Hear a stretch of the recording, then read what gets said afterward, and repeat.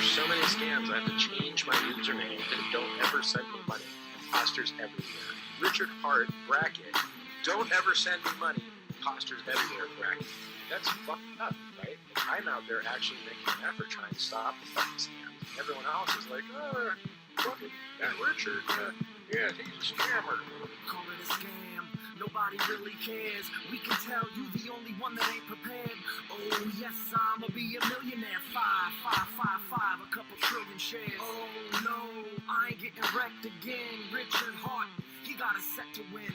We're a family, we all the best of friends. We ain't a cult, man, just call us Mexicans. ICOs, pump and dumps, they always try to take you. Buy low, sell high, I'm tired of your fake news. You need a token, you broken, you wanna see some massive gains? Lambo, new crib, model wife, cash and chains. Look no further at your final destination.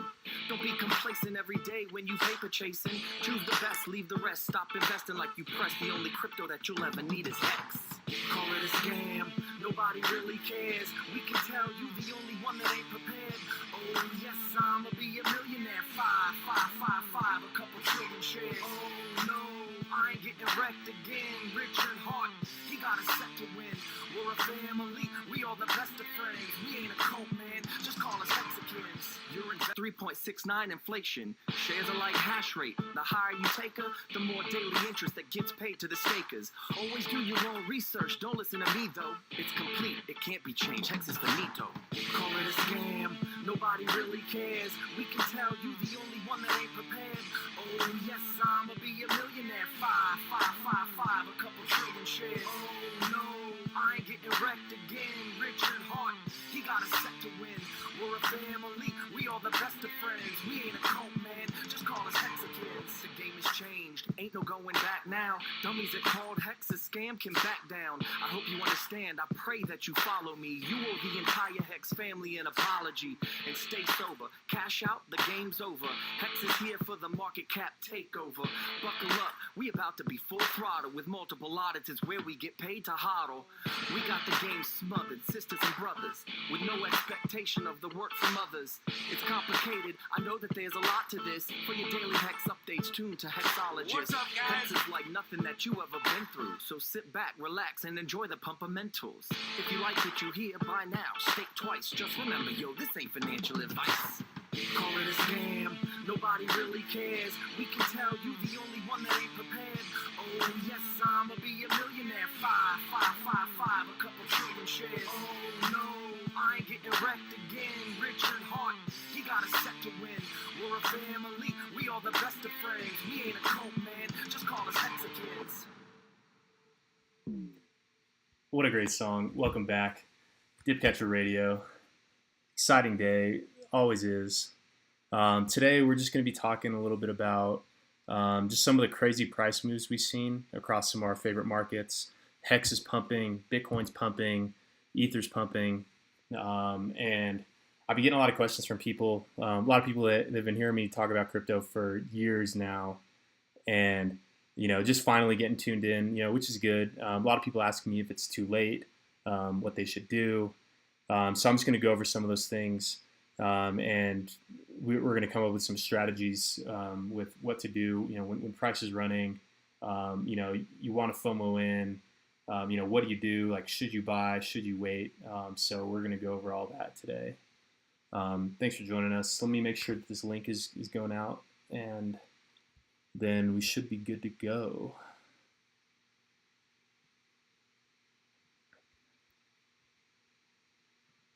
Let's see. Let me check. Hey, what's up, y'all? What's up, Abracadabra?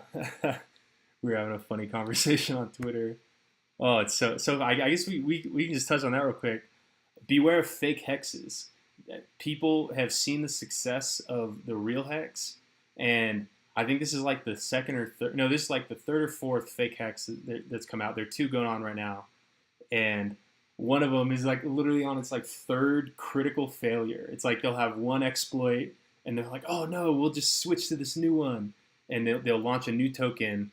I don't want to say the names of them because I don't want to mislead anybody.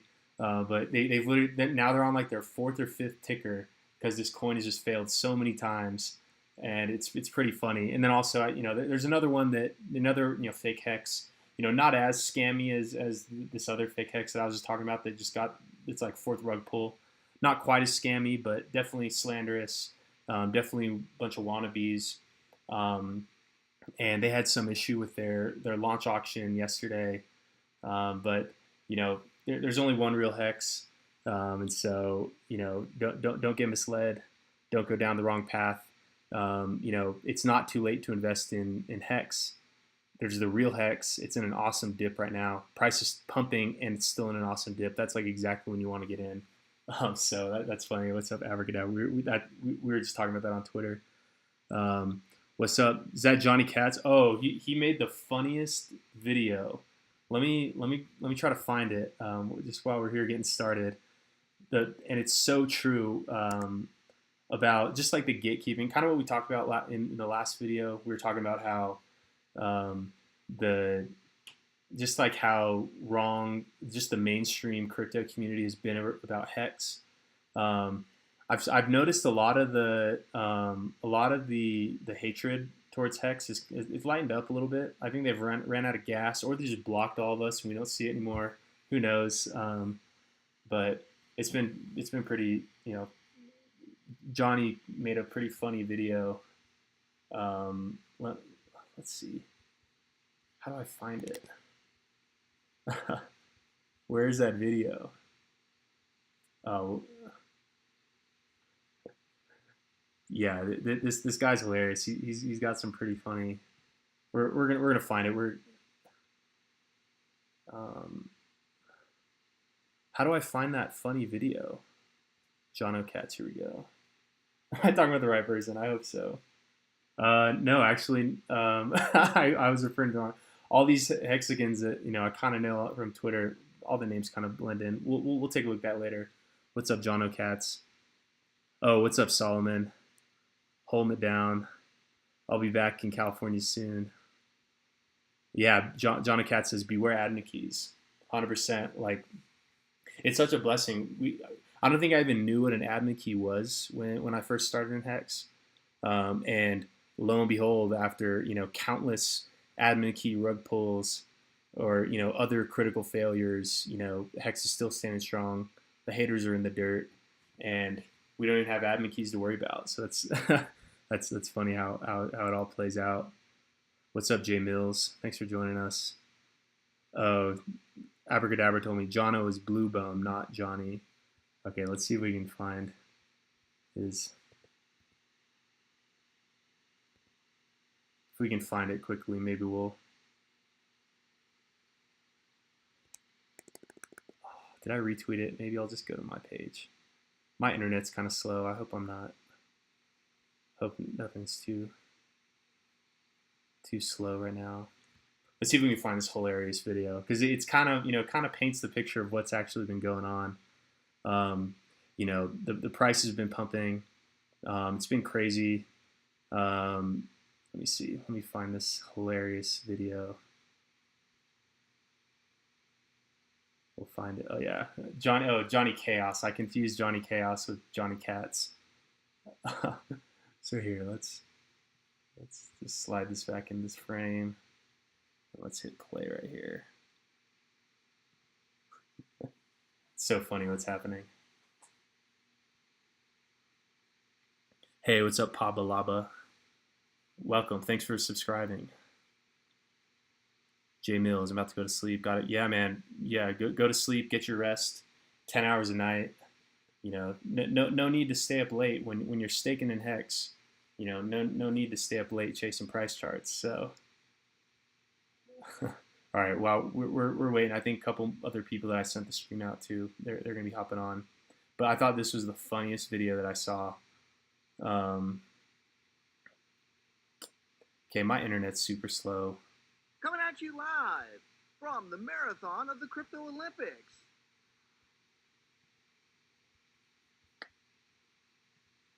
All right, let's see if this plays. Coming at you live from the marathon of the Crypto Olympics. Oh, come on, load. Please. Oh.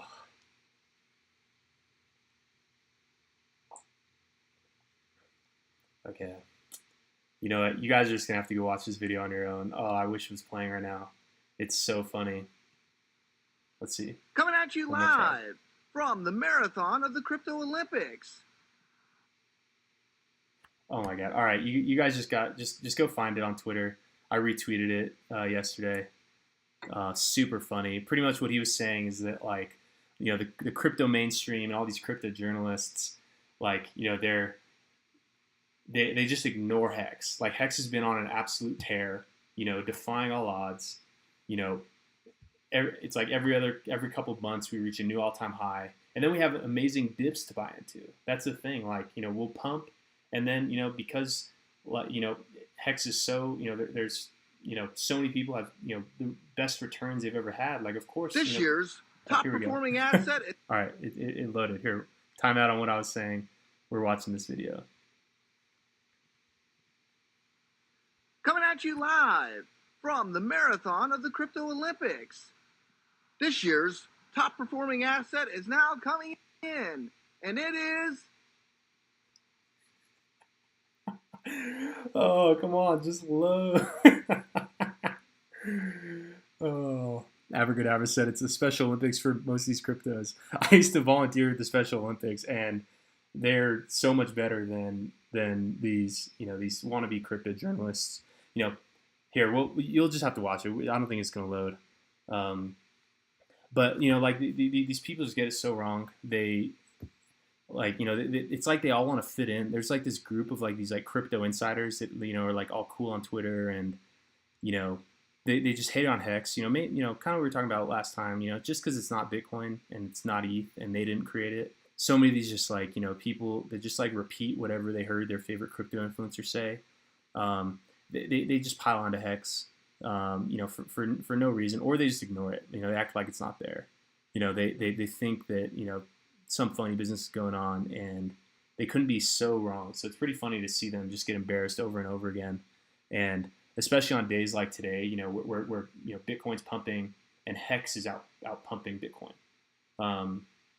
And so, you know, it's been super exciting, you know, and even, you know, we're still within Hex, like, you know, we're still in a deep, you know, in a deep correction. But one thing to note about what's going on the Hex chart is that, even though the price is low right now, you know, I mean, not low, it's back where it was a couple months ago, when at this price, this was a previous all-time high. Like, we're at an all-time high that was tested more than once. And even though the price is low, after the big payday, everybody's balance increased. You know, the shorter-term stakers, you know, who didn't have that many shares, their balance increased by, you know, I think like 30%. But, like, you know, for people, I think that whose average stake length was like 9 years, especially the ones that started early on when the share rate was really cheap, their balance increased by, you know, 100%. And so I think the average balance increase was about, I think, like 35 or 40%. So here, once this loads, mine it's a little bit slow, but you know, even though the price is down, everybody's Hex balance increased. And so it was kind of like a stock split. It wasn't like a normal stock split that you might see in the public markets, where you know, people's balances will like multiply by some amount, but you know, and where everyone's balance multiplies equally. You know, it's a little bit different, where the longer term stakers earn more, shorter term stakers earn less. But even though the price is low, everyone's balance increased by like 40%. So if you adjust the balance increase that everyone experienced into the price, you know, say, you know, you can just add on like an additional, like, you know, 30% to the price right now. So if the price, like, I think last time I looked, it was about $6 million. You know, add 30% to that. So really, like adjusting for the supply increase that was allocated to all the stakers, it's right now, it's as if the price was around $8 million. You know, so 0.8 pennies. And so that's pretty, you know, that's what, you know, people that when they look at the chart for the first time, they may not really see that. But for the people that have been in Hex since before Big Payday, you know, since you earned your big payday bonus, and hopefully you didn't nuke your account with an emergency end stake, from your perspective, the price is really around 0.8 of a penny. So that's really cool to see on the chart.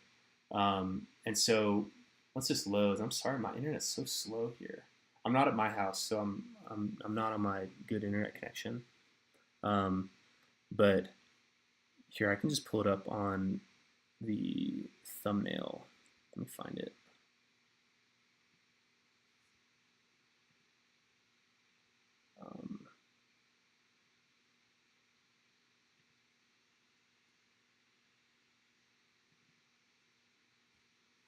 We'll wait for this is being so slow. I think my Twitter's messing with that.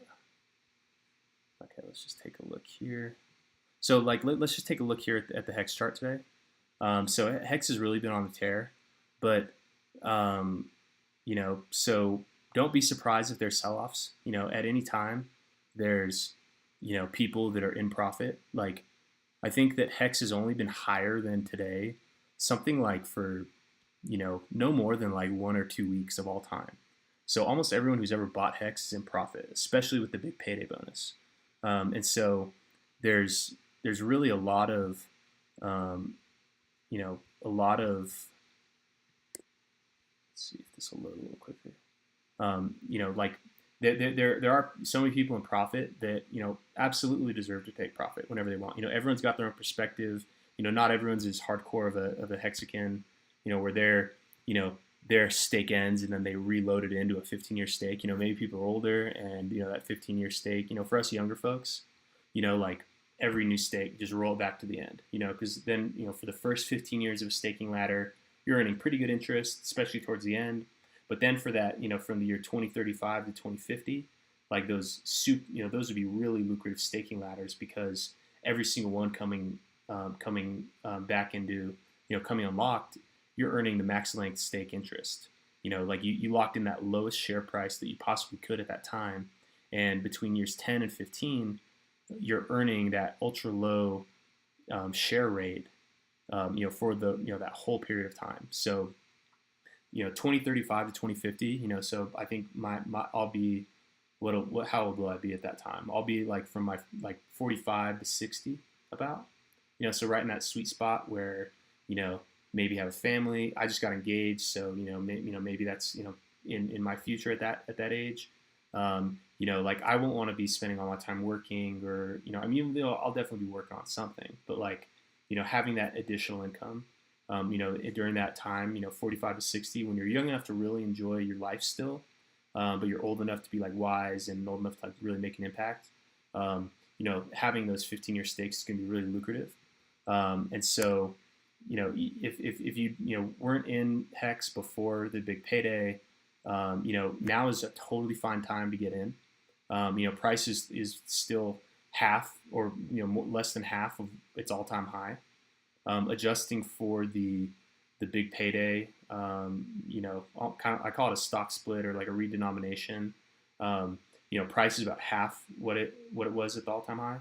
And so just I think in the last week we went from 0.3 cents to 0.6. So we've gone up 100%. I think it was over the last month. If my chart, I wish this would load. I'm so sorry that my internet's been slow, but the price has gone up about 100% in the last month in HEX, and so that what that signals is that even though we're still in this dip, the buyers have entered the market, because when price went from over a penny down to, it hit like 0.25 or something, 75% sell off after the big payday. When the massive supply increase happened, and then all those early big payday dumpers they got out, so the price dipped pretty hard. Just the peanut gallery, like these crypto mainstream folks, that they look at that chart, they're like, oh, HEX got rug pulled, when in reality, like, not at all.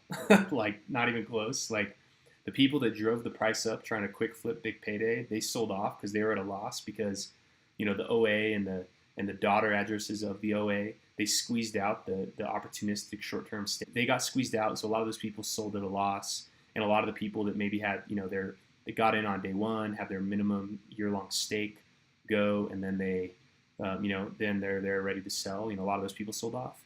But like the market found a bottom at like 0.2, and then it, price rebounded, and we kind of ranged around the point. And chart loads. I might need to. I don't know what's going on. I wish I could be talking on this in front of the chart. Let me just go to uniswap.hex.vision.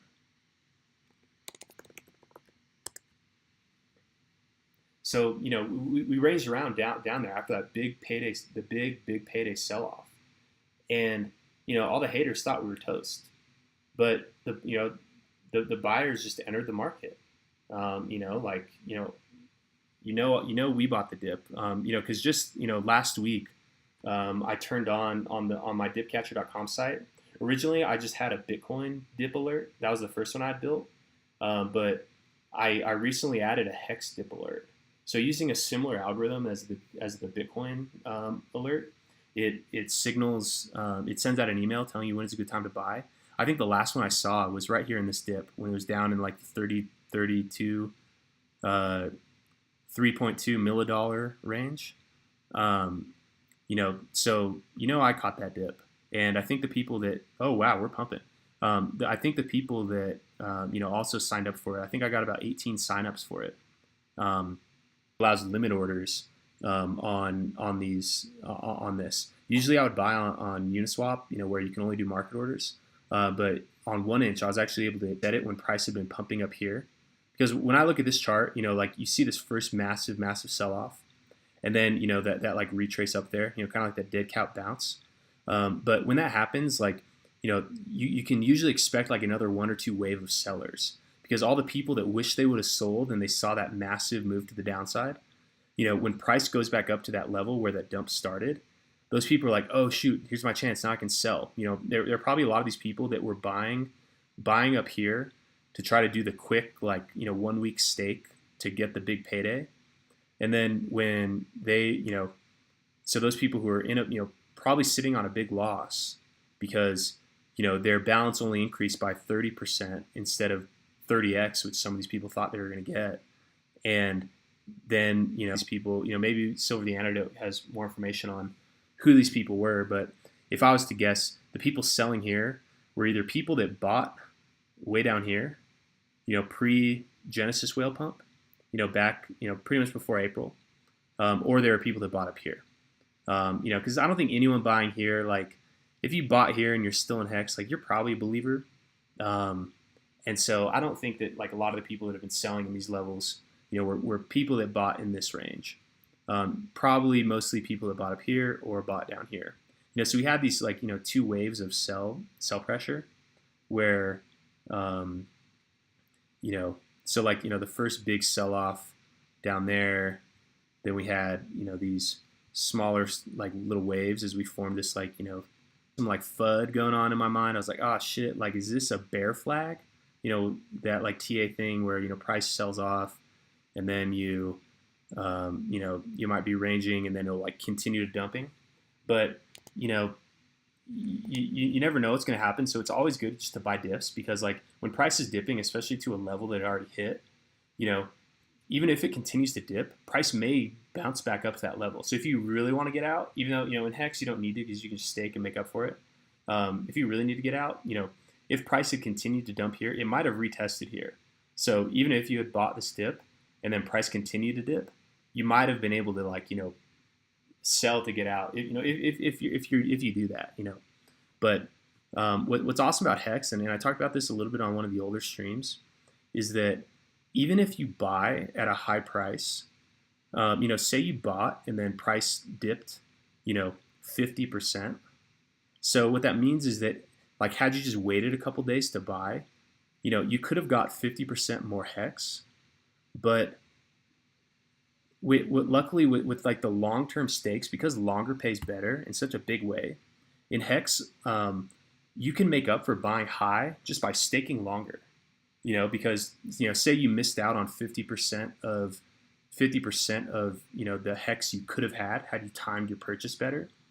If you just, say fuck it and stake for 15 years, in those last couple days of your stake, when when you got in at the lowest, say you're earning an amount equal to your principal like every day for the last couple months of your long-term stake, that totally makes up for it. I guess if you bought 50% lower, you could have gotten 100% more T shares. But if you're just measuring in HEX, you can always make up for always make up for buying high in HEX by just staking longer. Like even if it's always good to buy dips, especially in HEX. Like any coin that is a good long-term savings coin, it doesn't really matter when you buy, because the bet here in HEX is that these network effects that we've been building up continue to take root, and that staking, that flywheel of staking, where people are buying, removing from the market for 15 years, buying, removing from the market for 10 years, like that network effect, like that's pinwheel. Like there's no better time to start those stakes than now, and so that's what's pretty incredible about HEX, is that it really enables you to make up for buying high. So like that, and so even now, like as we zoom in and like price is pumping in HEX, what I because I've told so many people, we talk about HEX, we've been talking about HEX on this live stream since about April. I think I was the first person to ever tweet a buy recommendation for HEX. This was like a couple weeks before it launched. And I'd even been shilling HEX in August of 2019.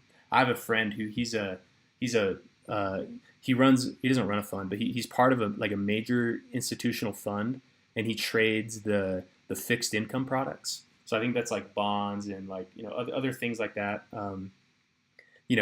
And so I tried to get him into HEX. Literally, I have a screenshot of a tweet where I was in August of 2019. I was like, I've been beating the drum on HEX forever, and just now, when everyone sees how well HEX has performed, it's continued to chug along. The interest rates are through the roof. Now people are starting to hit me up like, hey, about that HEX thing. And so when they see the price going up, they're like, is it too late to buy? But what I tell them is that you should really buy coins that it doesn't really matter what price you buy them at, because you don't want to be in the business of trying to time the bottom and then time the top, because what that means is that those are two decisions that you have to be really accurate in making, and that's just really difficult. It's hard enough to be right once, but being right twice, that's really hard. And so just eliminating the sell side of the equation from your mental calculation, it's really all about what price you buy at. That just makes your life a whole lot easier. And especially with coins like HEX, where yeah, you can trade it, and this volatility, it does make it a good coin to trade. I know part of our ethos and part of our culture is that you don't want to be spending time trading, but some people do. Some people don't want to wait a couple years for a 500% gain. They want to trade that 500% gain right there. And so some people they take that risk, and that's fine, but I wouldn't recommend trying to be in that business, because you're more likely just to get wrecked.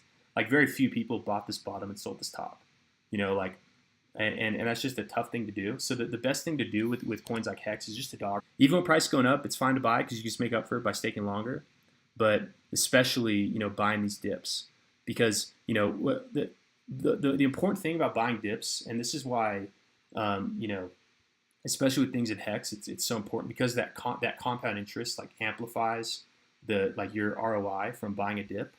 So say right here, at the bottom of this range, right here, just to make our math easy. So the price was $0.002.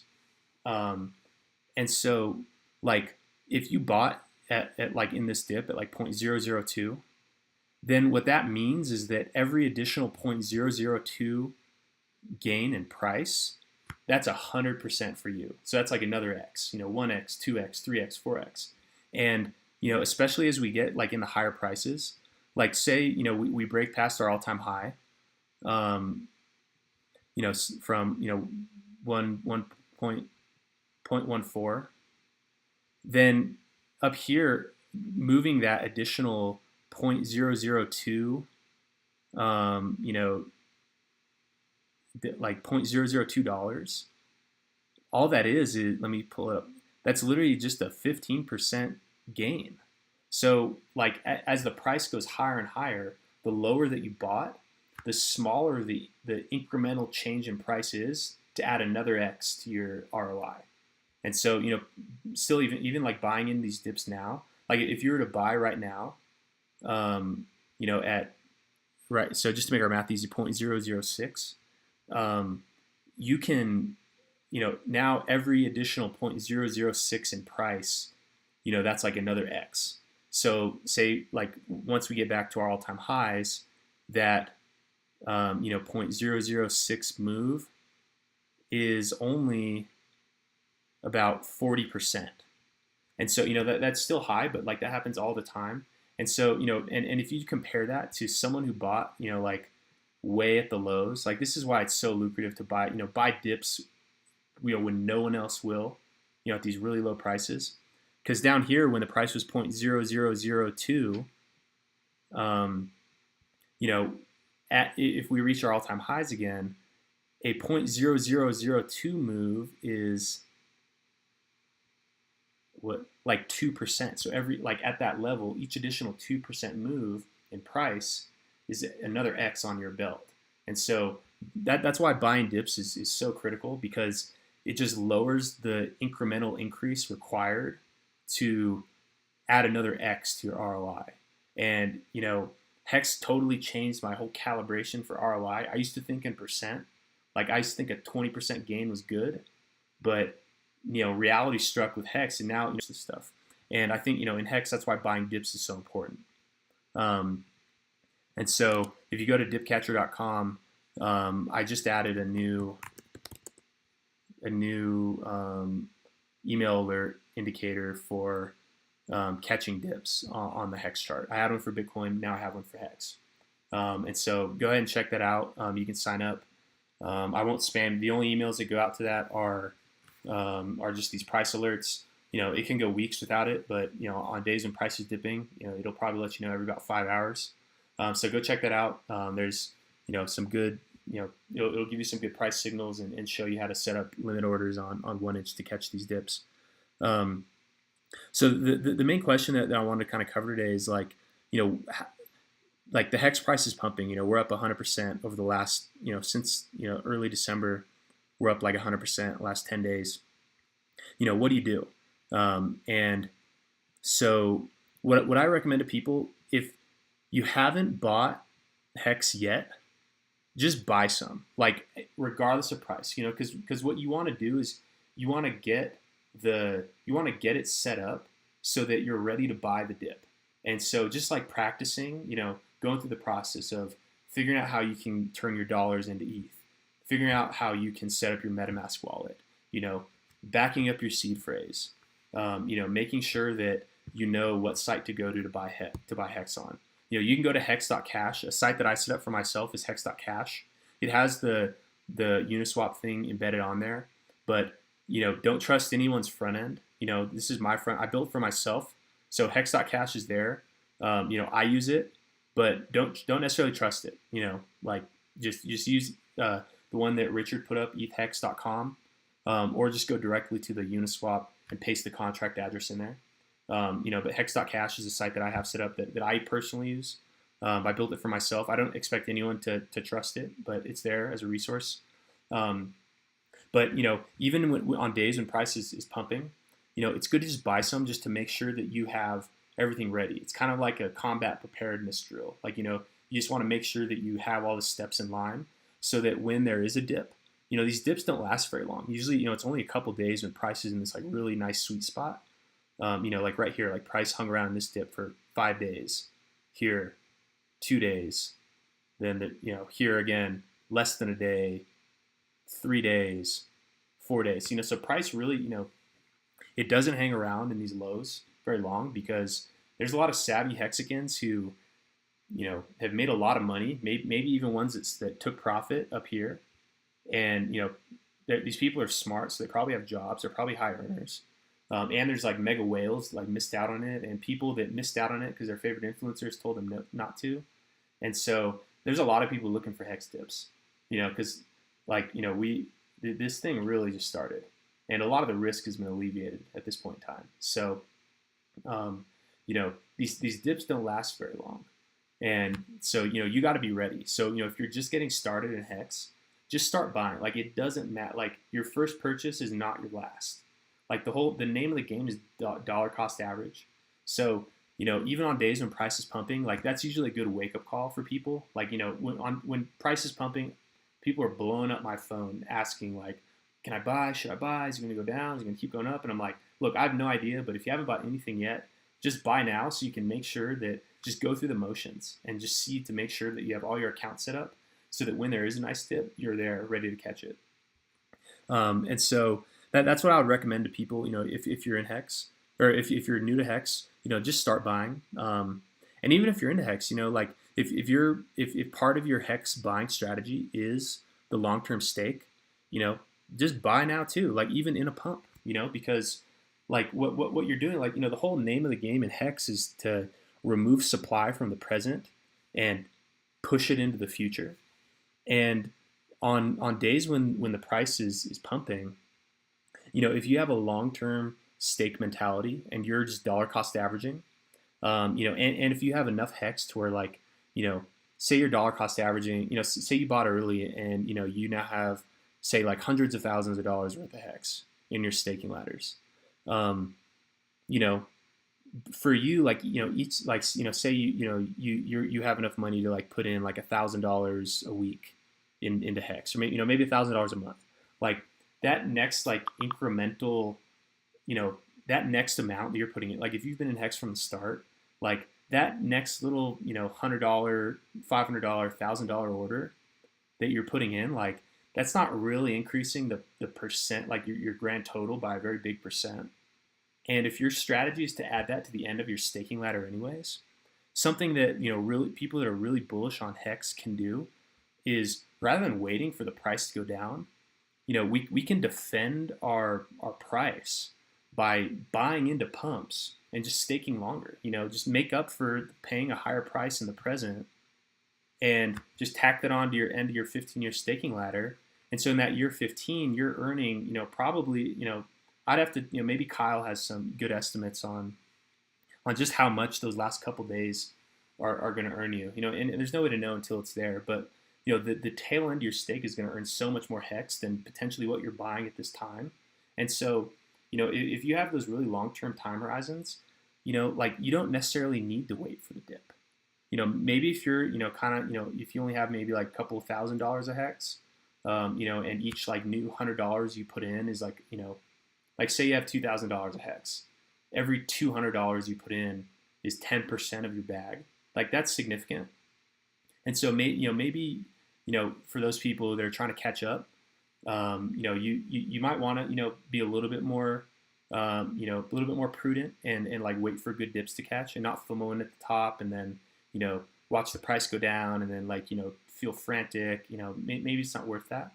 So maybe, like, for people that are kind of in that like couple $1,000 range, just wait for good dips, because, like, we have so many dips. Like, hex is the gift that keeps on giving, because not only do we get amazing dips to buy, like every couple months, when the price is dipping, we see emergency end stakes. So, like, your stakes earn even more on those days. So, like, dips are amazing. And that, and when you're just trying to build up your staking ladder, you might want to be a little bit more strategic, so take, like, but you have to weigh this out. You have to,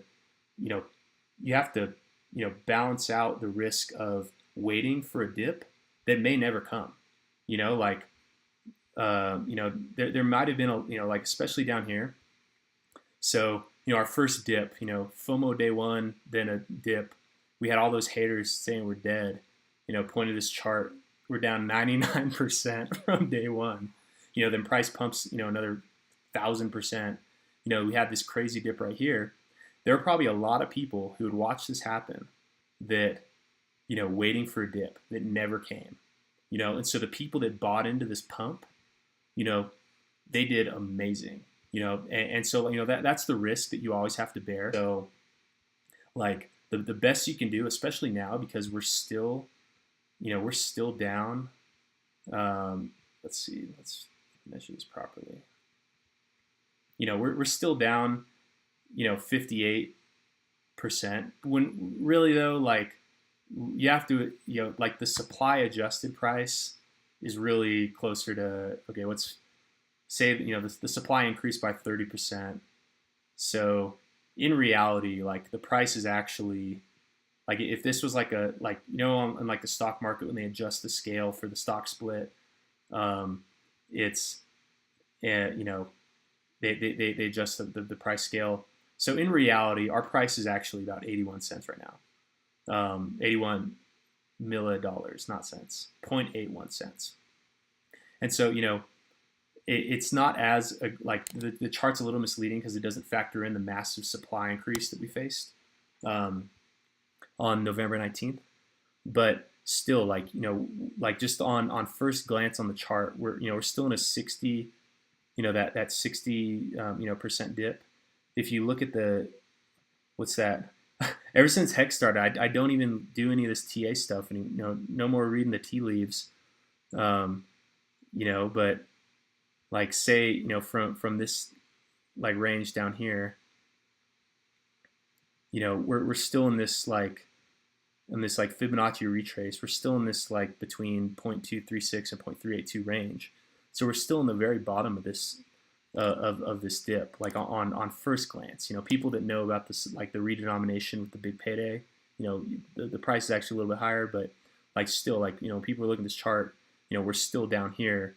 We're the thing that, the downwards pressure that we are facing is right here. We have, this previous all-time high before, this mini bear market, then we tested it again, failed again, and then we broke through, bounced off it once, down here. So like we could face pressure, from this level, but we were facing that pressure here too, and we burst right through. Yeah, like this was leading up to big payday, but you never know. And so, dollar cost averaging is always a good strategy. So buying high, even if you end up buying high as part of your dollar cost average, just those ones stake for longer. But if you catch a nice dip, maybe you don't need to stick so long. Maybe maybe that's a good framework that we come up with right here is, like when, like what, okay, so what to do. So in HEX, so if you buy and price is high, add that to your, that's a 15-year stake. If you buy a dip and price is low, maybe add that to like your 4 years, whatever the average is. That, staking below the 4 years, that's kind of tough. So, or below the average. So I think the average is like 4.5 years. So if you bought low, then, maybe you don't need to do that 15-year stake to make up for it, because like, say you bought, down, say you bought down here, you're already up 100%. And so, maybe, that one's a good, good one to just add to the front of your stake. Maybe you don't need to put that in a max length stake, but if you bought higher, maybe you can just make up for it. So maybe that's a good strategy, just going forward, like as your dollar cost averaging and you're buying and figuring out when to stake, if price is at like the top of a range, like here, like this has been a multi-month range that we're in, if you're buying today, which, is totally fine, especially if you're getting started, just start. And, if you've already been in this game, still, we're still in a dip, so, maybe this is like a medium-sized dip. So maybe like if we're in so let's break this up here. So we have the top of our range and we have the bottom of our range. Let's just call that like right here. So say if we're close to this like bottom part of the range, maybe those can be your short-term stakes. If we're here like in this mid-range zone, maybe those are like your 8-year stakes. But, if you have your, I see Crypto Coffee said he has his FOMO pants on. If you got your FOMO pants on and you're buying all-time highs, that's totally fine. but tack those on to the end of the stake.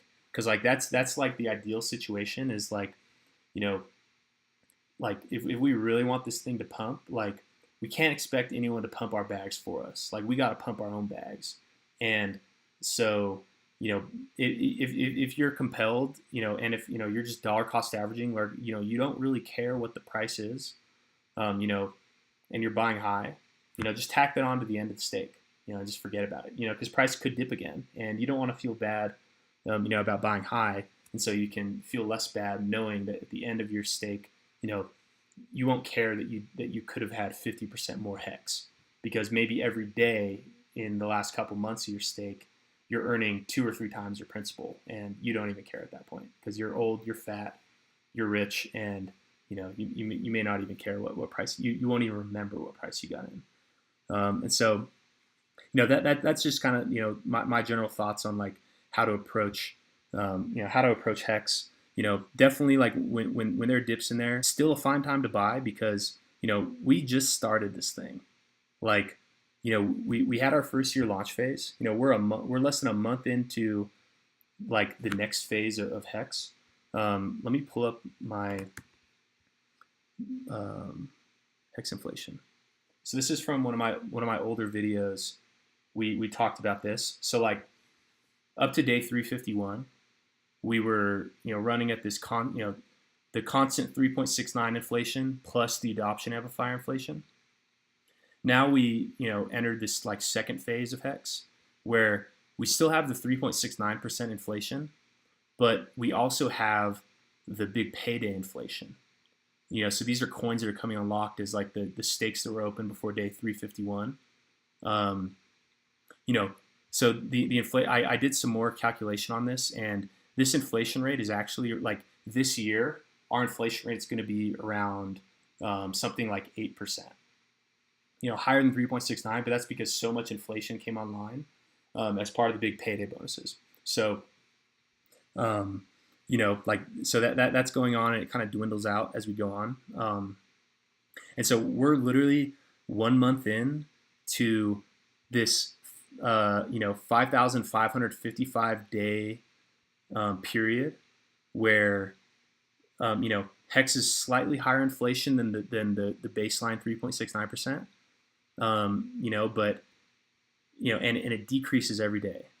So we're still in a, you know, a relatively high inflation period, not this hyperinflationary period that we were in up in you know, up in the first year during the launch phase. You know, we're still in this like, you know, kind of like step down inflation.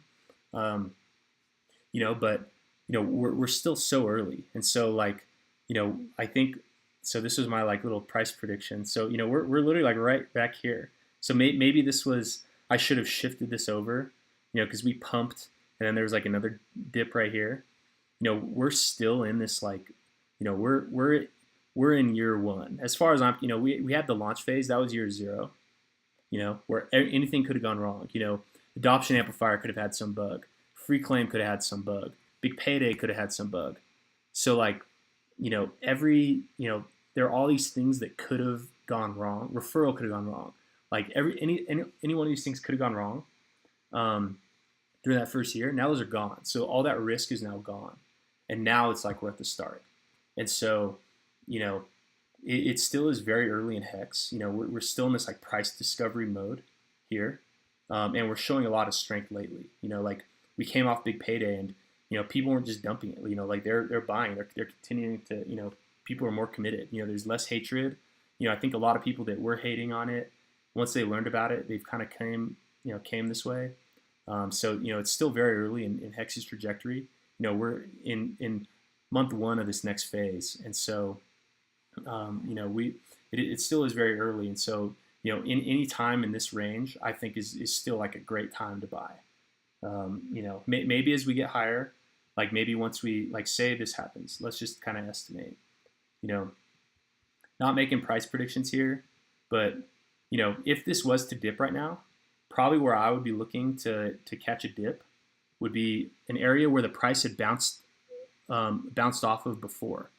So let's just look back at the chart. So it looks like right here about, let's just look. So right here, like on these days when the price had like, you know, bounced off of this before it broke through, And then again, like last week when, price had bounced off of this level again, so if we are to see a dip right here, I would probably expect it to retest this level, where price had bounced off of below before.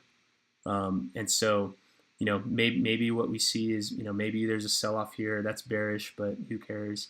Because, people have profit to take. There's, this is more money than anyone's ever made in crypto. And, everyone's got their own situation going on. I don't shame anyone for selling. By all means sell. And that's what you do. If you're like a staker of last resort, get 2 jobs, find other source of income. So you're always there whenever price dips, whenever a hexagon takes profit, rather than selling that to some trader who's just like trying to like buy low, sell high and be done with us. Like you should be selling to people who are going to tack that on to a 15-year stake.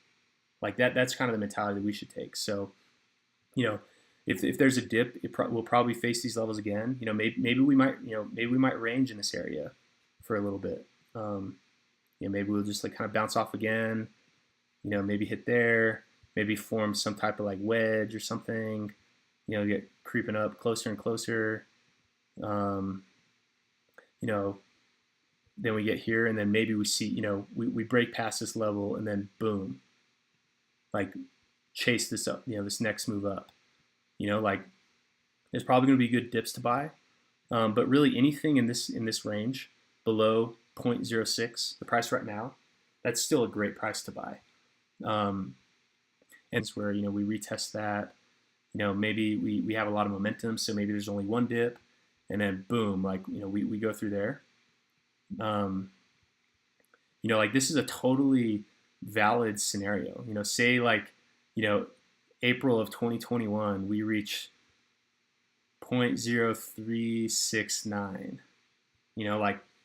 This is what could happen. So any buy orders that you can place down in this area, even if price dips down to here, anywhere in this bottom of this range, we're experiencing now is we had a whole year of hyperinflation. We had the adoption amplifier, massive source of inflation, and so the inflation rate went down to it cut 90%. So it's like a tenthening. We had a tenthening a couple weeks ago, and so even though we had the big sell off from the big payday, we just had a tenthening, and so I think that's something that a lot of people are underestimating is that the big payday or the adoption amplifier inflation no longer being a thing. And so, now there's just so much less selling pressure from that massive amount of HEX coming online every day. There's just less selling pressure. And then by this time, all the people that, are in HEX are probably in it for the long run. HEX really attracts this special crowd where they're not looking for an overnight 2x, and even though that happens to us all the time, that's not really what people are in it for. We've definitely attracted a crowd that's in that long-term game. People want their HEX stakes to be a form of long-term passive income. So we've really attracted this very committed group. It's not these fickle traders who they're in one day, out the next, and they're gone. And so the combination of those two things, anyone who's still in HEX at this point, they're probably in it for the long run. And so, that plus, we just had our tenthening where the daily inflation is 10% of what it was before. There's a couple really bullish aspects of HEX, and that doesn't even count this beautiful, beautiful price chart that we've got. What bullish time in HEX? It's a great buying opportunity. Last week was even better buying opportunity. But the staking makes any price a good buying opportunity.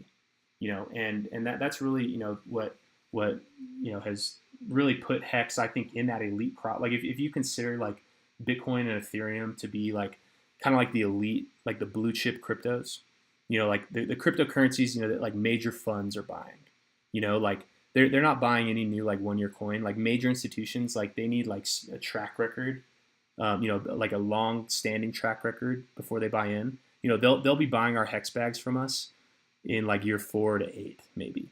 But I think, right now, kind of what Richard was talking about earlier, where like now is the time for opportunity. Like this is the opportunity. It's really good to like take advantage of that, because HEX certainly has more risk than Bitcoin, because it's newer. It hasn't been around as long. It has, less like network effects, like less people know about it. There's more risk, but in that risk is the opportunity. But like, I think what makes HEX fit into Bitcoin and Ethereum as part of that like blue chip crypto. I know a lot of people in HEX don't like Bitcoin as much, Grandpa Bitcoin. I still love Bitcoin because that's what enabled me to be in HEX. The thing that's good about Bitcoin and Ethereum, which like are still good ones to dollar cost average into, is that as of now, the best use case of Bitcoin and Ethereum is using it as collateral to extend credit. Because say like you want to buy a HEX dip, and you don't necessarily want to sell your Bitcoin, because you may face some tax consequence, or maybe you just don't want, and Ethereum as collateral, and you can extend a line of credit and buy some HEX. And if the so that's until we can borrow against HEX, and maybe that's what I turn HEX.cash into, is a HEX backed, like a HEX backed loan service, where we lend stable coins in exchange for HEX. That's what HEX.cash turns into. But at least as of now, like the killer use case of Bitcoin and Ethereum is posting it as collateral. So and buying dips too. So like this might go against the party line, but like it's not good to just be completely unless that's just like part of your strategy. Like I can't tell you what to do. I think it's always good to have some Bitcoin and Ethereum on the sidelines, because when the price of the Bitcoin and ETH is high, that's a good time to sell and buy some more HEX. But if the prices of Bitcoin and ETH are low, that's a great time to borrow against your Bitcoin and ETH, because then what happens is when you like say that the price of let's just take a look at this chart. So say the price of Bitcoin is $10,000 and you want to buy some HEX.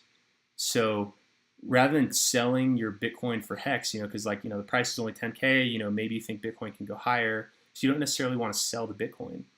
You can post it as collateral on Nexo and extend a line of credit. And so this gives you some, you can get a USDC loan, and with that USDC, you can buy HEX dips. And then what happens is, if the price of Bitcoin goes up, then the value of your collateral goes up, and that can decrease the interest rate that you're paying on that Bitcoin-backed loan. And if you combine that with, say you borrow money, so you borrow USDC against your Bitcoin on Nexo to buy some HEX, as the value of HEX is going up, and if it's in your stake, the interest that you're earning on your HEX stake could be great loan. So like it's almost like free money, where the interest you're earning on HEX stake is greater than the interest you're paying on the Bitcoin-backed loan. And if during that time, the price of your collateral goes up, then, rather than having sold Bitcoin at 10,000 to buy some HEX, and if instead you borrowed against your Bitcoin to buy some HEX, now if the price goes up of your collateral, now you can, to make some of that loan payment, you may not even need to sell your HEX at all. Like where, you can just sell some of your collateral to pay it, and where your collateral had gone up 100%. So that's why I still think it's good to still hold some Bitcoin and ETH, because at this time, like, there's not any good lending services, like where you can't post your HEX as collateral. And I don't know if I'd want to risk my HEX as collateral, because the risk you're taking here is, like, if you borrow against your collateral, usually they require 2-to-1 collateral. Where, like, to borrow $1,000 of USDC, you need $2,000 of Bitcoin. The price is, the risk that you're taking here is, like, if price went from 10,000 down to 5,000 and you hadn't made any loan payments, then you're your collateral is they're gonna repossess your collateral. They're gonna liquidate you. So that's the risk you're taking there, and you're also taking counterparty risk because Nexo is a counterparty. I actually like Nexo better than some of these decentralized lending services. One, for the gas fees, because I mean I'm never taking out big loans like typically. So like the gas fees can kind of eat into that interest that you're paying. And two, like some of these these fake DeFi where they're DeFi but they have admin keys. They're DeFi but they have some flash loan exploit that can go on. Like I'm still a little bit wary of them. They act like they don't have middlemen, but they definitely have middlemen. And if I'm going to bear the risk of having a middleman, at least Nexo appears to have some type of insurance. They custody with BitGo. As far as I know, BitGo hasn't had anything. You're still bearing this risk. That's like still the risk that you have to take. You have to factor that into like who knows how that, like I've never seen an insurance claim on this like actually get settled. So who knows what that would actually look like. But I personally, if you were to do this, I would honestly rather bear the risk of holding it with Nexo than bear the risk of holding it on one of these like wacky DeFi protocols that, who knows what could go wrong, And so that's just like, one use case for, why it's still good to be buying, still good to have some Bitcoin and ETH around because like, say like the prices of Bitcoin are down, the price of ETH are down, and the price of HEX is down. Like everything's down, bloodbath in the market. And you think that HEX is going to rebound harder than Bitcoin and ETH. But you still think Bitcoin and ETH can probably rebound, because they still have good fundamentals. Like they're still good investments. If everything is selling off, then that's like the best time to borrow against your Bitcoin and your Ethereum. Because when the prices are low, then you can open up that loan and you have the chance of the prices returning back up. And as the value of your collateral goes up, your interest rate that you're paying goes down. You don't have to sell at this low price to buy the HEX. You can sell at a higher price later. And so there's a lot of benefits to it. So like I still think it's good to have a little bit of diversification because like you never want to be in a situation where there's like what if one day like everyone says they wish they bought down here, but like say something happened and we saw a HEX dip down to like pre-Genesis whale levels. Like, are you going to be buying? Like, are you, like who actually will, and if that was to happen, like say you're all in on HEX and like you don't have a job, you don't have new incomes coming in, if you have a good paying job, like it's good to be all in on HEX. But, like say the price is this low and you have no dry powder left, like you're really useless. You can't buy because you've already, you're already all in. And so just like having some of these other like kind of blue chip coins, like the mainstream coins, just in your bag, ready to put to work. I still think that's like a really wise option because, you don't know what can happen. And if a dip like this happened, like you don't want to be sitting there with no money, like where you can't buy this dip. So I still think it's a smart move to just have some left over because you like these lending, like this is a really powerful tool. I think this is the killer app of cryptocurrencies is lending. And so you definitely want to have some dry powder ready to borrow against your Bitcoin, borrow against your ETH, so you can buy some HEX, or just trade your Bitcoin for your HEX. Like either way. I personally like the lending because it enables you to keep both and it allows you to spread that risk out over time. Because you're not just like choosing one day to like buy. Like you're choosing when to get your entry, but like as far as when you're going to pay that loan back, you have a lot more options. Because like say you borrowed against Bitcoin and like the price is low, then as price goes up, like that's a good time to make a payment. But like say there's another big dip in whatever thing you're posting as collateral, maybe you want to buy more of that so you can post more collateral and you can decrease the interest that you're paying. And then when price is going up, maybe you want to sell that collateral that you bought when the price was low and then make a loan payment. So when you're borrowing against, so here, let's write this down. So for BTC/ETH, so if you buy,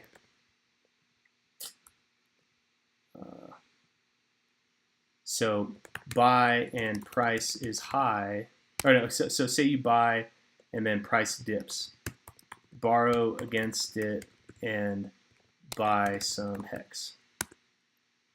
Now, when that happens, when price, so on days when price is going up, take your USD income from your job and make loan payments.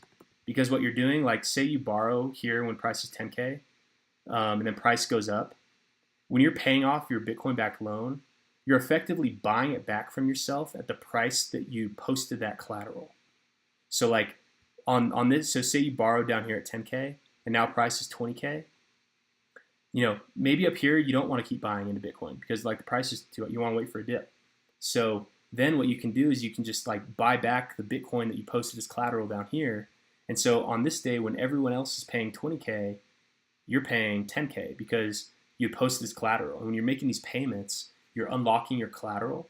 So in effect, you're buying it back from yourself at the price that you locked in when you borrowed against it.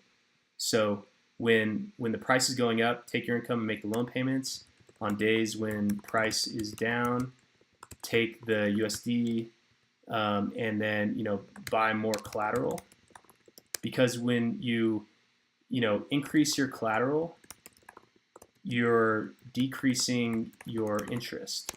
Because when you hold more collateral on Nexo, anything that is above your collateral limit, that's actually earning interest. So you're paying interest on what you borrowed, but then you're earning interest on your excess collateral. So adding to your collateral decreases the interest that you're paying. And if you combine that with like the interest you're earning on a HEX stake that you got with some of your borrowed funds, you're decreasing that interest even more. So that's kind of how I think that it's still good to approach. Unless you just don't even want to think about the stuff, just buy HEX and stake it. Like that's like the true like no-brainer thing. But if you do want to get a little strategic with like what to do when the price is low, keeping some of the blue chip cryptos around just as collateral, I think that's still a wise option. And just follow this basic principle. Like when the price is down, it's a good time to borrow against it. When price is up, that's a good time to make loan payments. If price dips, that's a good time to add to your collateral. And so that just like always like, just it lets you spread out that risk over time. And it gives you more chances to like, buy a dip, get some good collateral, then because then what happens is you're effectively get like whatever you bought with your borrowed funds, you effectively got it for free. And you missed out on HEX when HEX was like way in these lows. How do you make up for not having bought at that low price? So like what you do is you make up for that by, getting strategic and getting more HEX per Bitcoin, through like this lending process where when the price is low, you borrow against it. When price is high, you might make a loan payment. When price is low, you build up more collateral. And so like what you're doing is you're just saving money. What it means is like you had to pay less dollars per that same amount of HEX. And when you're paying less dollars per same amount of HEX, then in effect, you're just buying lower, And so like what better way, like I don't know if price will ever make it back down to these levels, but maybe your purchases can be effectively at those levels by, putting your other cryptos that you already might have, putting them to work for you, taking advantage of the volatility and, just like, inching your HEX purchase down by making it so that the amount of dollars you put in is small relative to the amount of HEX that you got at the end. And so, that's kind of, what I think about, how to approach these other coins. I definitely think that like, a lot of the upside really is out of like, Bitcoin's already had its first 2 million X move, 2,000, 20,000, whatever it is. So, okay. So say that like everyone says the starting point for Bitcoin was 1 cent, but literally nobody bought at that price, And so, just to make it easier, so Bitcoin's already had its first 20X move from $1 to 20,000. And the amount of energy it'll take to go another 20,000X is massive. And so, I don't think there's like massive upside potential left in Bitcoin like there is in things like HEX. There's probably less potential downside, because if Bitcoin goes down, like it'll probably have another 80% sell off at some point in time. You never know when it'll happen, but I truly think the odds of it truly going to zero, or even going less than 100, or maybe even less than 1,000, that's really, really low. But because there's such little risk of it going so low, that upside's capped. Like a lot of the opportunity's already out. Bitcoin's a stable coin now. Like it might not have that like couple 1,000x potential. Or even if it does, like if Bitcoin goes 1,000x, the things that are more risky and more new and don't have that like first like major move up, maybe those are going 100,000x, maybe millionx from here. And so like I think like HEX is really the only coin that I can think of that fits in that category of ultra high performers that still have a couple, maybe 10,000x, 20,000, 100,000x left in them, because we're so new. Like we're in, we had year 0 with the launch phase. Now we're a month into year 1. So as far as everyone's concerned, like the price chart really started right here. So November 19th, whatever day that was. So like it's a new day in HEX. Like we got through this first era of HEX. And now now we just started here. So we're not even back at all-time highs yet. We're not even back at our starting point. And if you compare that to like what the very beginning of HEX looked like, it's like it's kind of a similar pattern here. So like, it's like it's a new day in HEX. We had our first like 100x move in this first launch period, but that launch period's over. It's a new era. It's a complete new ballgame. The inflation rate's different. The protocol is different. We don't have referral. We don't have adoption amplifier. We don't have big payday. We don't have Bitcoin free claim. Like it's a new thing. Like it's a brand new thing. The only thing we have is staking, and that's tried and true. That worked since day one. And so, we're just at the beginning here. So, like all that price history, you can kind of forget about it. Like, yeah, it's cool to brag about that, like, 200x move we had, but like from now on, we're less than a month in to HEX. HEX started a month ago, and so now it's like it's a new day. Now it's like the opportunity for like the next 200x move, next 2,000x move, 200,000x move, and HEX is the only one that I can think of where the risk is low relative to the percent gain that there are. Like, yeah, there's going to be some random shit coins that come out and maybe outpump us just because they'll be starting from zero, no liquidity, and so like those multiples can add up.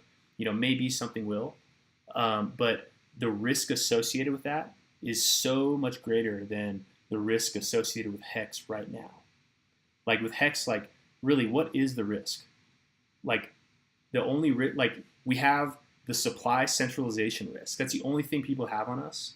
But so far, that has not been a risk. That's been an asset. That has not been a liability. It's been an asset. The supply centralization of HEX, one, supports the price because our friends that have massive bags of HEX, they don't want to sell a 200x gain. They may not ever want to sell ever. Like, for people that have that much HEX, for them it's like the glory. And, I'm not so concerned about those coins selling off. Compared to Ripple, where they're constantly dumping on their XRP army's heads because that's how Ripple, the corporation, makes their money. They have to sell because they have employees to pay. They have all this other stuff going on. Like our big bag holders, they don't have employees to pay. So like they have no reason to sell. And, so like, our supply centralization, that's really an asset to us. Aside from just like, them just having like the strongest of hands, aside from that, they stood up for the long-term stakers by squeezing out the opportunistic short-term stakers that wanted to quick flip big payday. Those people that thought they were going to get a massive, massive rebase over November 19th and they were going to dump it and, run off with 2x their money.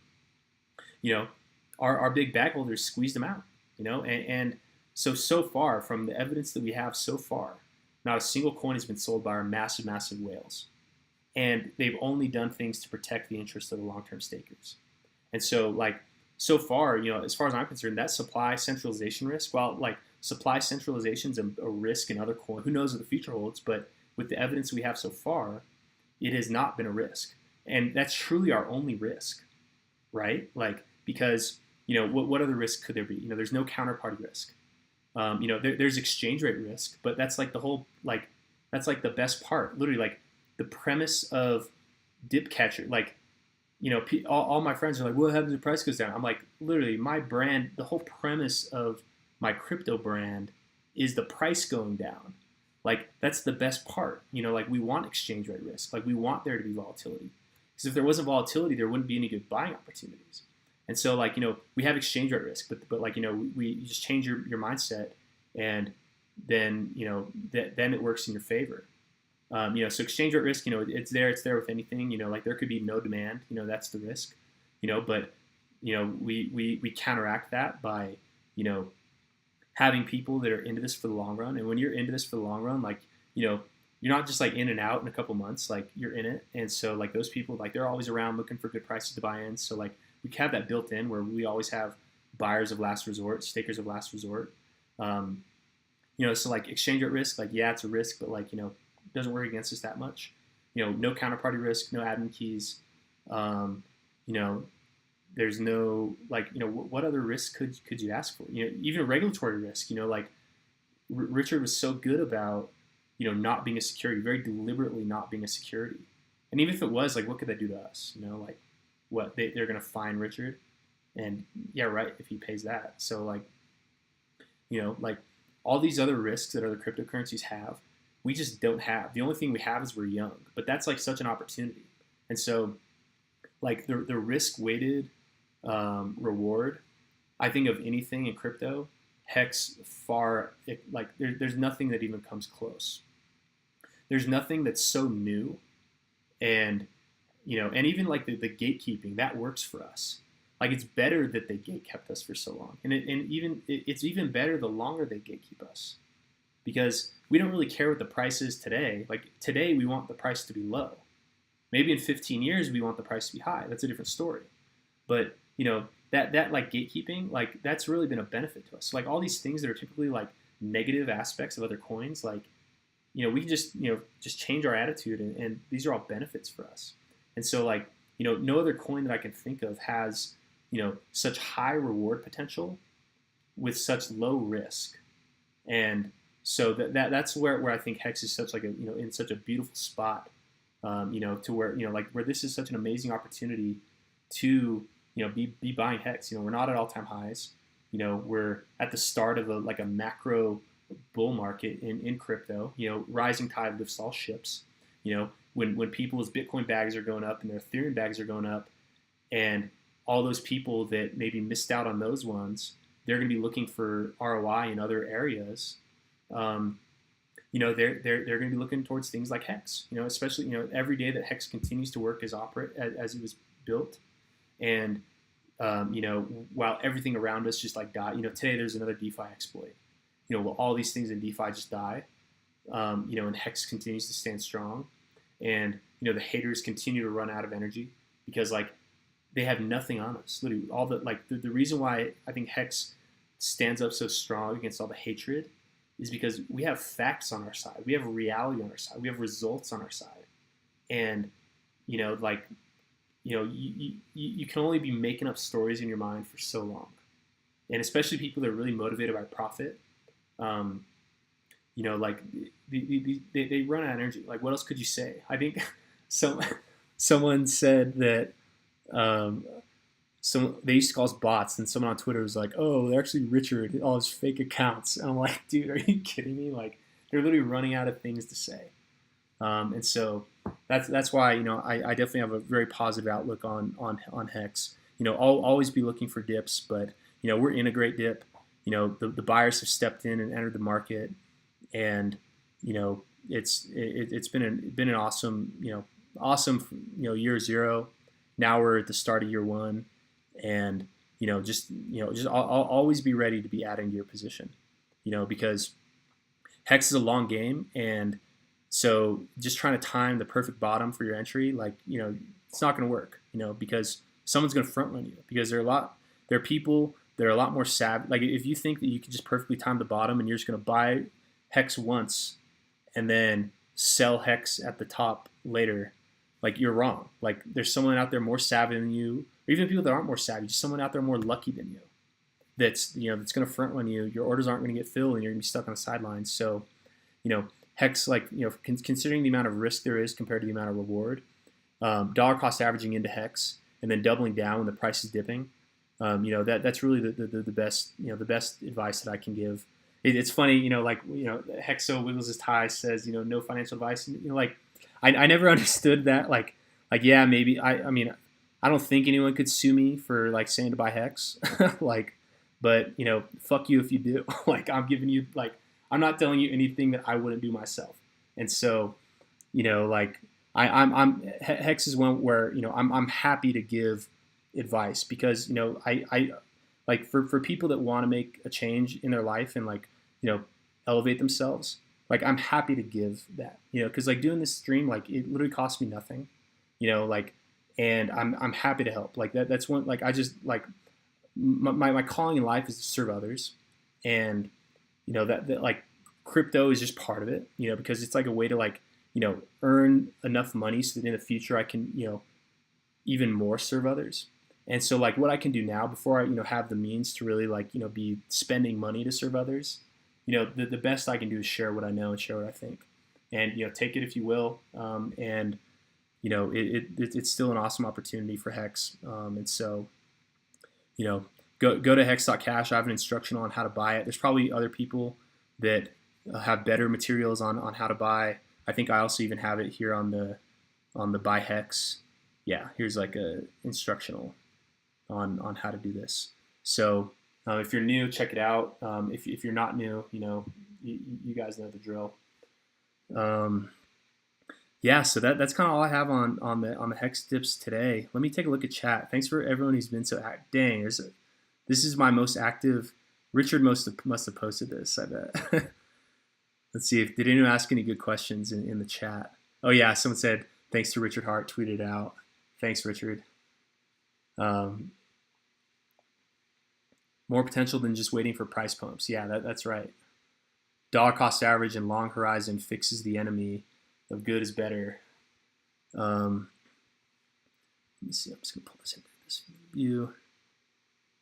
Oh, what's up, Hexo? We doing or what? It's happening.gif. Tell us how the algorithm works on the site. So the way that my thing works, it's a modified version of Bollinger Bands. I like the Bollinger Bands because even though they don't predict what price is going to do, it just gives you it gives you an idea of like what prices people have been paying in the past month. So what I like to do is, so right now we're on the daily chart. Go to the Bollinger Bands and you can adjust I go to 30, just, month, and, two standard deviations is good. So you go in there and you change that. Oh, okay, so this one doesn't let me change the input. So here, I'll just show you here. This algorithm it's similar. It's a little bit different. The time frame's different, the Bitcoin one compared to the Hex one, but it's pretty much the same. So what here, I'll just make it from scratch so y'all can see. But this is pretty much what it is. Let's just make these bands visible. So I built this on PineScript. I want to build more. There's not much Hex stuff on TradingView that I could build the algorithm on PineScript. So my Bitcoin buy alert, which has performed awesome, by the way, like people that bought on the Bitcoin buy signals since they went live, let's see, they're up something like 200%. So even the Bitcoin, this Bitcoin algorithm is awesome. So these green lines are when it's telling you to buy. So the way I do this is I I set the, here, I'll just hide this, but this is what the Bitcoin one is. Let me see.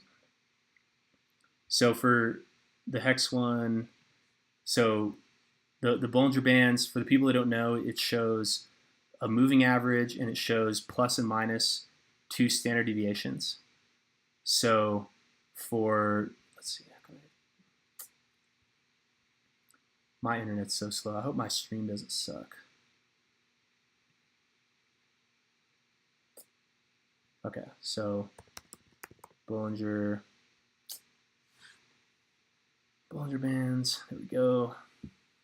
So take the 30-day Bollinger Band, and I changed the input setting to be, rather than this being of the close, I don't like looking at the close, because in crypto there is no close. The close makes sense in public markets where every day it closes and every weekend it closes. So that actually makes sense. But just like, who cares what price it was at zero UTC? Like, that truly doesn't matter. Like, that's like a random sample in the day. So I like to look at the Bollinger Band of the low, because that just shows you like what the lowest price everyone was. And so when the way I think about it is, when the price is like, so this is the 30-day Bollinger Band of the low. So this basis line, this line is the average price that the lowest person who bought on each day got in at. So like, if you just like think of every day as being, like, there's a bunch of traders and there's one guy who got the lowest price, one guy who caught the dip every single day. Like, they made this wick. Like, you take so like there's 30 people that bought at the best price they could have each day in the last month. You take the average price that all those people paid, and that's what this line is.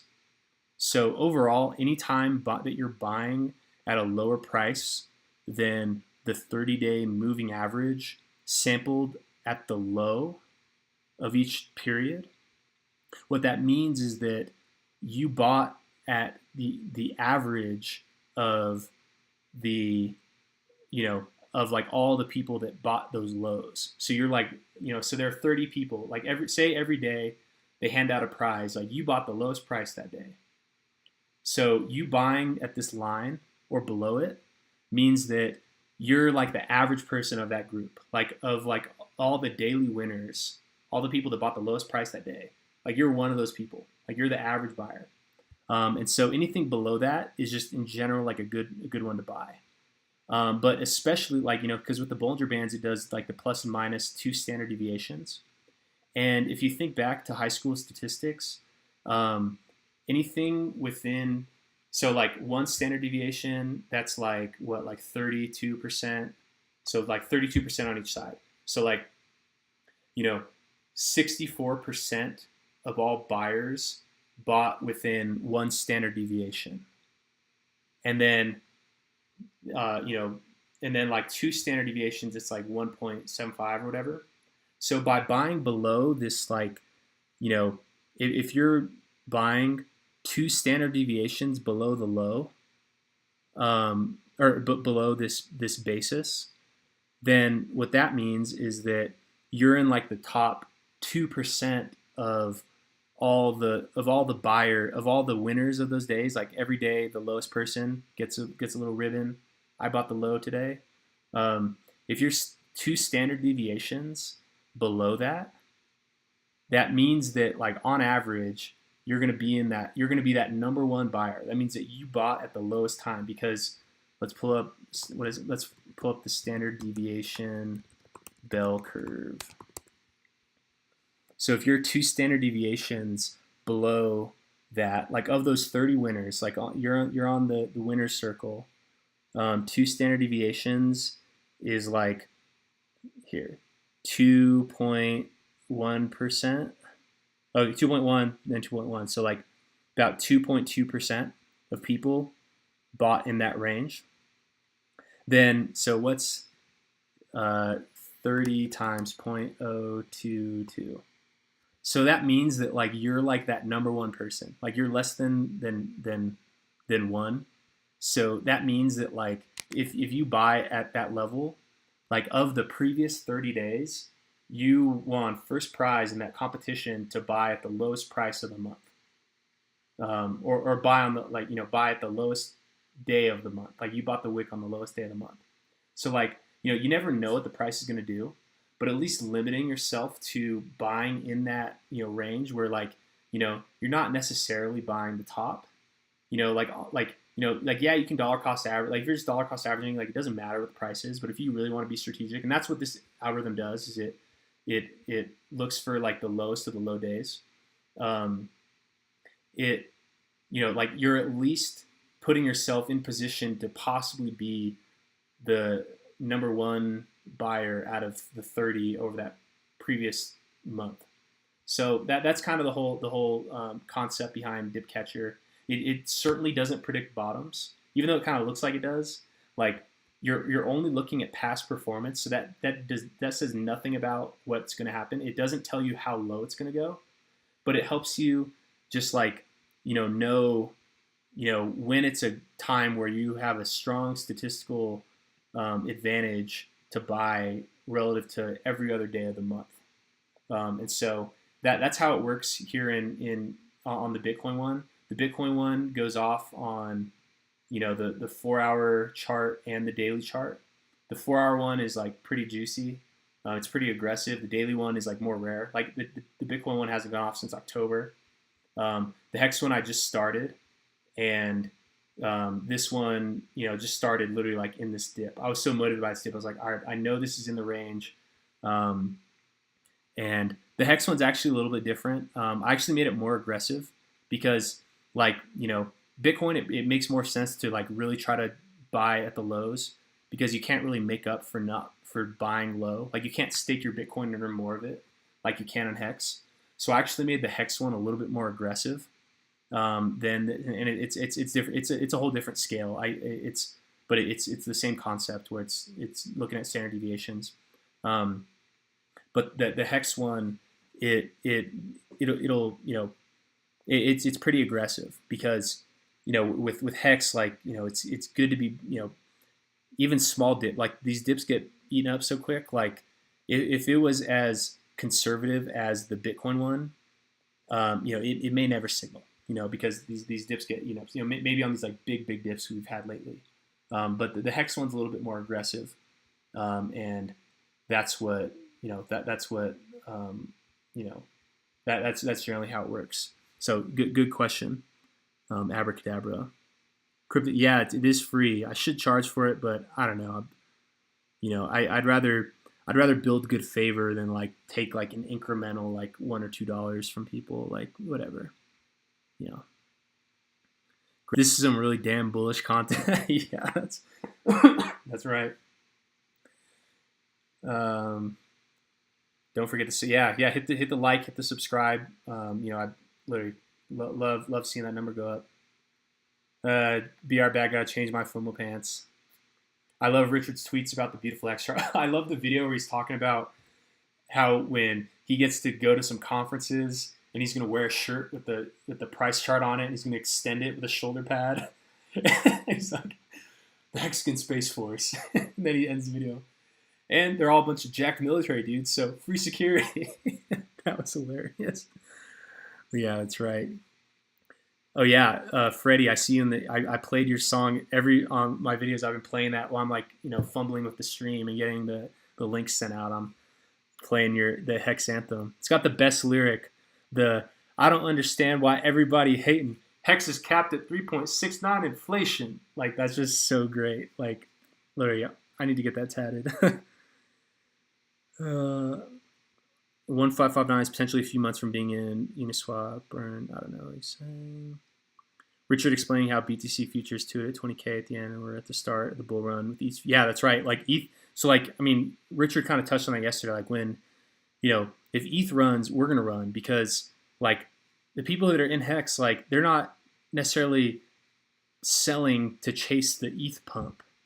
Like people that are in HEX are in it for the long run, and like they're they're less fickle. I think that's been a good thing where like a lot of like the trader bros and like these influencers that like mainly target traders, like their audience that would be like quick to dump at a loss to chase another pump, like, we don't really have those people. So we're actually kind of lucky that there's some gatekeeping and hatred, because it actually like removes people that like, if other coins are pumping, they would be dumping their HEX to try to chase that other pump.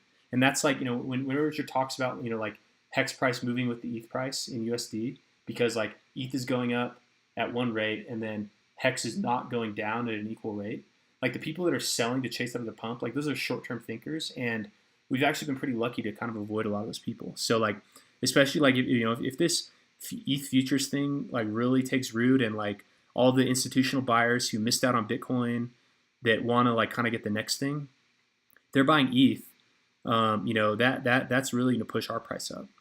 It measured in dollars. Maybe it goes down measured in ETH. Who knows? But at least like holding HEX is almost like having some exposure to ETH as well, because like our market's a little bit isolated, and especially because we're not on major exchanges. Like I do not want us on Coinbase. I do not want us on Binance. I do not want us on Kraken, because that puts us like one step closer to being part of that like like that FOMO game, which I think we actually benefit a lot from being in our own kind of like isolated market. Any other question? Flawless rollout. Yeah, that's right. Couldn't have been better.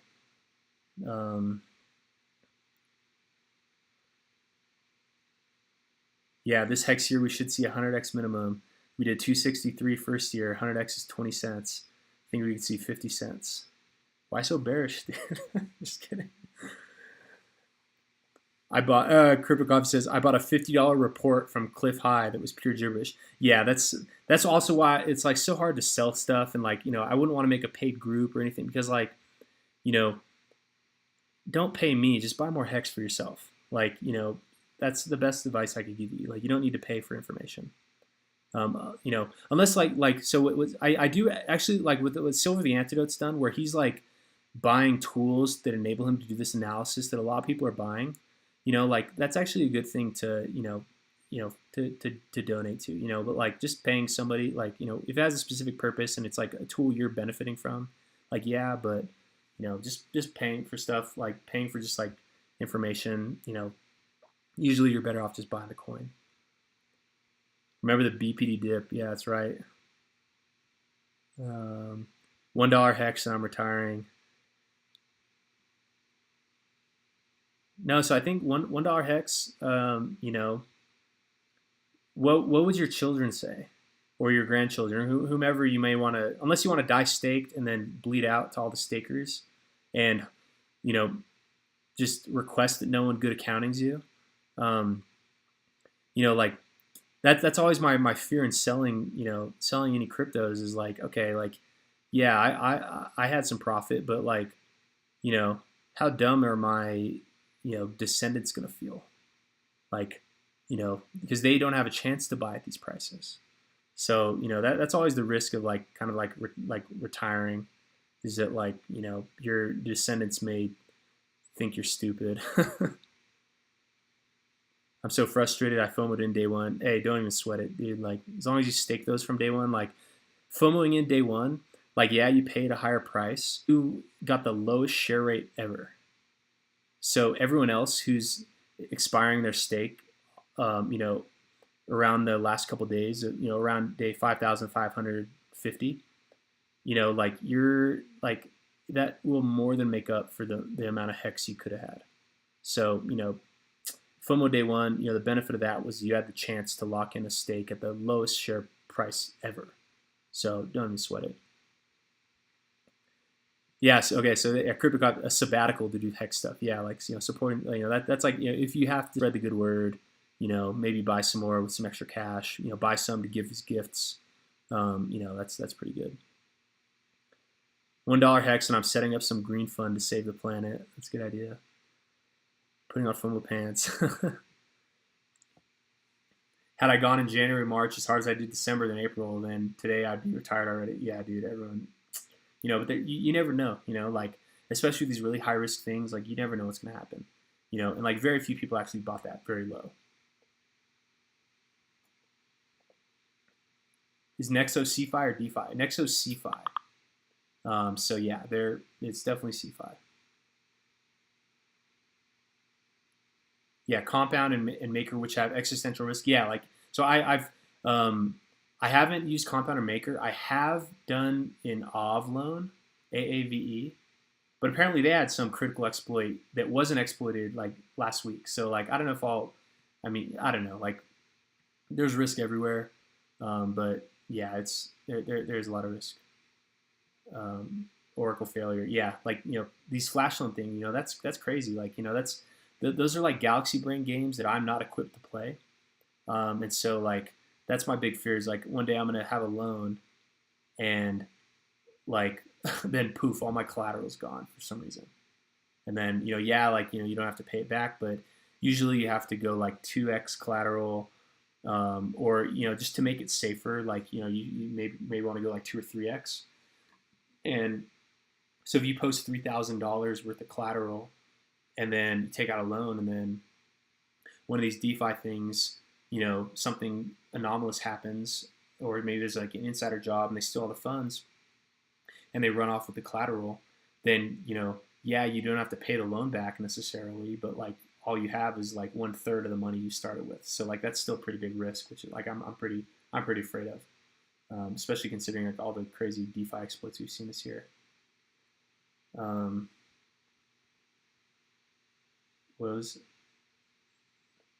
Use your free $600 you're gonna get. What? Severe allergy too. Trying to figure out when it can be beneficial. Heard an idea that instead of selling and paying capital gain tax, you can borrow against the spend. Yeah, that's right. Because you're not selling. You're taking out a loan and then you're paying back the loan and freeing up your collateral.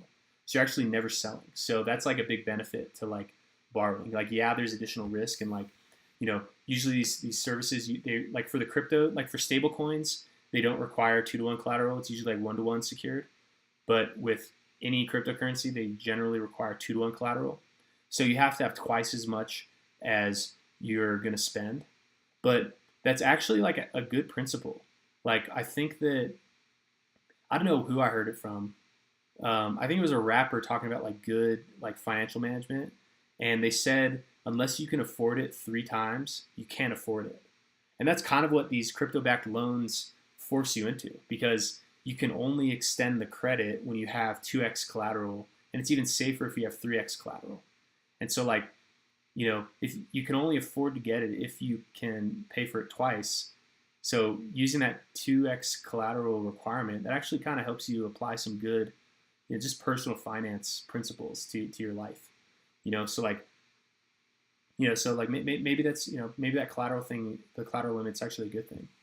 And it has the tax benefit too. I'm not getting any money. I make too much. I wish. Oh, $600. Yeah. Hopefully we get those. If it's on last year, because I work at a startup, and but the snapshot was the year before I joined the startup, and that was when I was coming off my old startup. So I was classified so I got the full 1,200, and that went into HEX. So that's been good. So hopefully Joey B and Kamala H give us some more cash. Because where that's going. Too bad I lost in a boating accident though. That sucks. PS5, no, dude, don't buy that. Dude, don't play games. If you're gonna buy a computer, don't buy a PlayStation 5. Buy a MacBook. Like, if you're gonna spend money on a computer, you don't need to buy a PlayStation. Like, that will not be fulfilling. Like, that is not what you should be doing. Sorry to, rain on your parade. No PS5. At least I'm not getting one. If you're gonna get one, just get a computer that you can, get like a secure computer that you can use for crypto stuff. That's much better use. You'll actually make money doing that. PS5, you're just gonna lose money, lose time. You don't want that.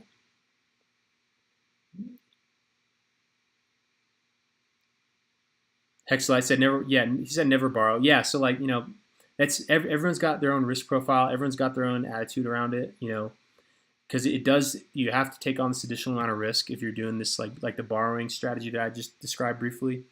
That is dangerous. Ideally, you never have to borrow, But it can be a valuable tool if you need it. So there is risk though, and it is kind of like trading. So be careful doing it. But the name of the game is just like over collateralize and just always have new money coming in. Like you shouldn't do this if you don't have another job, or if you have expenses that don't allow you to have any free income that you can like use to like pay down these loans. So Hex Delights, I think you're never borrow. That's totally fine. Everyone's got their own way of looking at it. Wendy's for tennies. I'm not going to say don't do it, but you better know what you're doing. If you get wrecked, you can only blame yourself. Yeah, if you get wrecked, don't blame me just because I taught you how to do this. So exactly, like very little risk. Like you don't want to lose all your money at the starting line. We're just at the starting line. So like, you're better off just like getting a better paying job or figuring out ways to like not spend money on other stuff to like be buying. But like, these tools are out there and they can be useful. But don't put your house up for it. Don't borrow against your house. You don't want to become home. Like if you post some crypto as collateral to buy some other coin and the trade goes not your way, like fuck it. You just lost some crypto. Like, yeah, you may never be able to get that much again, but like you can at least like keep working and like build it up again. But if you lose your house, you're going to credit to buy some crypto. Like that is irresponsible. And don't even take out like real world stuff where they can come like knocking on your door. Like you don't want that. Like the good thing about borrowing with crypto as collateral as opposed to borrowing with like your credit score as collateral, or like your house as collateral, is that they can repossess some like your stuff. But with these, because these crypto-backed loans require no credit check and like all they can take is the crypto that you post as collateral. So it provides you like this shield. So like if you are going to borrow, I think it is better to borrow in this fashion, because the interest rate is lower. You have the chance of your collateral going up in value, which you can make loan payments from in the future, or you can just decrease your interest rate. And so like it's actually like a better way to borrow, in my opinion, than like credit card debt, personal loans from banks. Don't touch payday lenders. Don't borrow against your house. Maybe borrow again if you have like a 401k or like something like that. Maybe you can borrow against things like that, things that can go up in value a lot, because like it like that helps. When your collateral goes up in value, you're going to be in a good position. Let's see. I have a small loan because I wanted to start on Peter McCorney Mac, but it's a very small amount of my net worth and income. Yeah. America, 28 trillion in debt. Americans live on debt. That's why you need bailouts out all the time. Seems a no-brainer idea. Yeah, it's true. Nice Shark Tank growth. Yeah. America's going down the tubes. Yeah, pretty scary. Oh, what's up, Daniel? Good to see you. Why do governments borrow money? Can't they balance their budget like everyone else? Yeah, well, the reason why is because the reason why governments don't work as well is because they're not bounded by profit and loss. And so they don't have a feedback loop to tell how well they allocated their resources. Like in real life businesses, if you misallocate your resources, you can only do that for so long because you're going to go out of business. But because the government's in this special class where they can borrow money where the Federal Reserve will lend money into existence. The Treasury will request a loan from the Fed, and the Fed will write a $1 trillion check from a bank account with a $0 balance and give it to the Treasury that they can then spend. Because the government's not bounded by profit and loss, bad resource allocation that they do is not punished. And so they just like keep, piling on. And then now we're, when you look at the U.S. debt clock,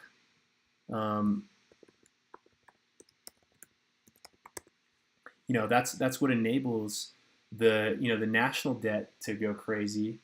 And that's not even the worst thing of like things that are kind of like government debt.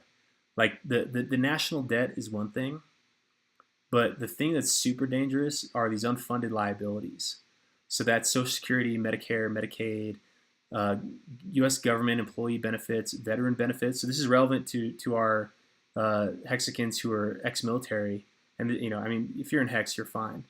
You have a hedge against this, but they promise all this money, and with the U.S. national debt, that's debt where that money has already come into existence. Like the Federal Reserve has already lent this money to the government, and so once this loads, it'll tell us how much it is. I haven't even looked at this in a long time. I haven't looked at this since it was like 21 trillion. It's probably like 23 trillion at this point. So there's the U.S. national debt. That's one thing. That's money that's already come into existence.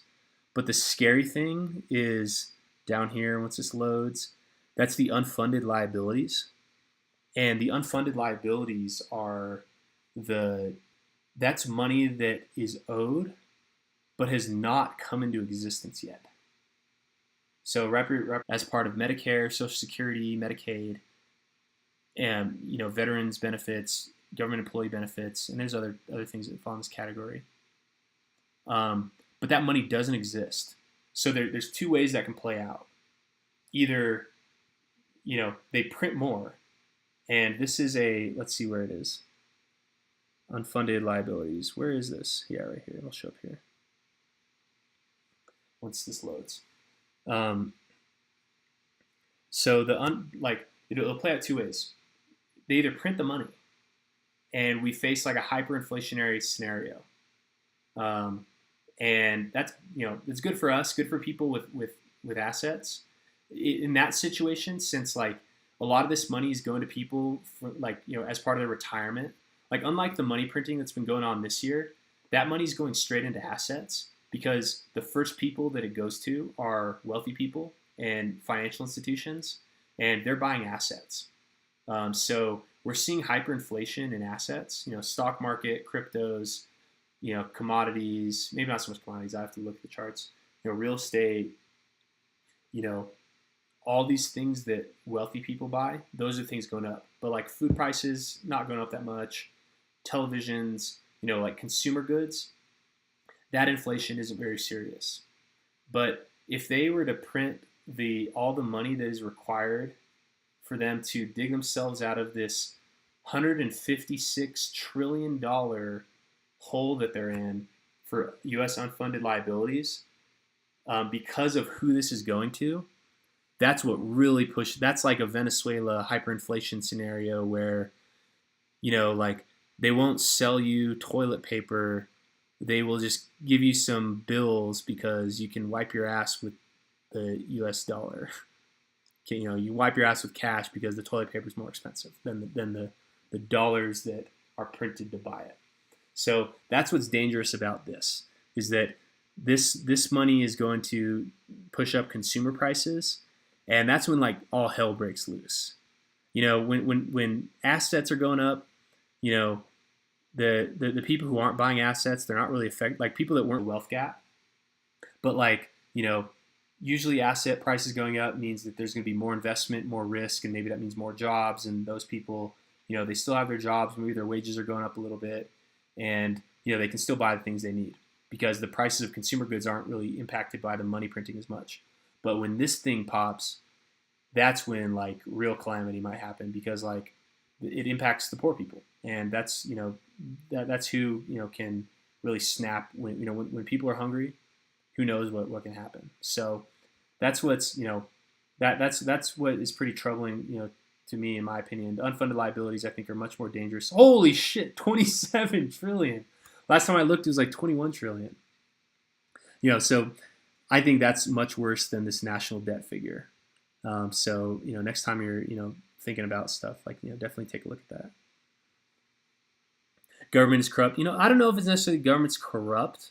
It's that they're put in a position where they can do things that they don't have to bear any risk.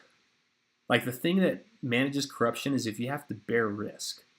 Like if they had to bear risk on the decisions they make, they would have to make more accurate decisions, and it wouldn't leave wiggle room for them to like pocket money for themselves or like funnel money into their own interests, because like they're put in this position where they don't have to like make the right decisions because there's no profit and loss for them. There's only profit.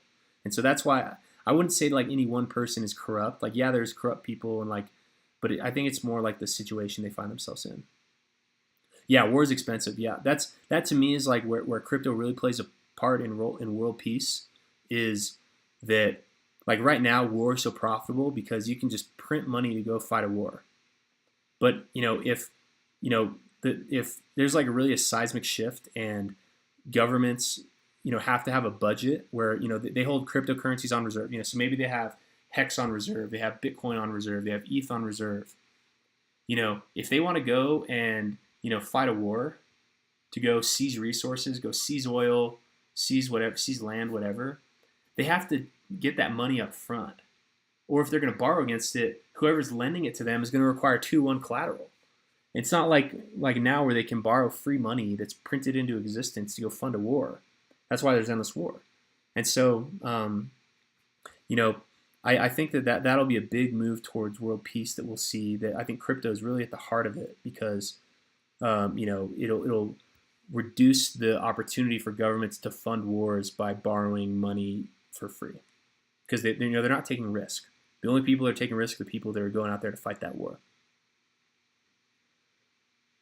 Borrowing is a healthy option as long as the government can repay its debts. Yep. Let's see.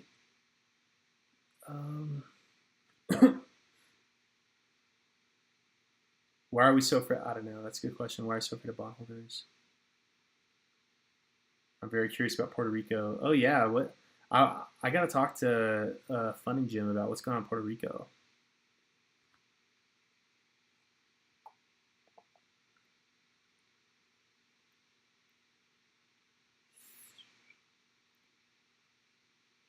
Let's see what else people had to say. If America keeps spiraling down, I'll move to Portugal and renounce. Portugal also has no crypto tax here. That's pretty good.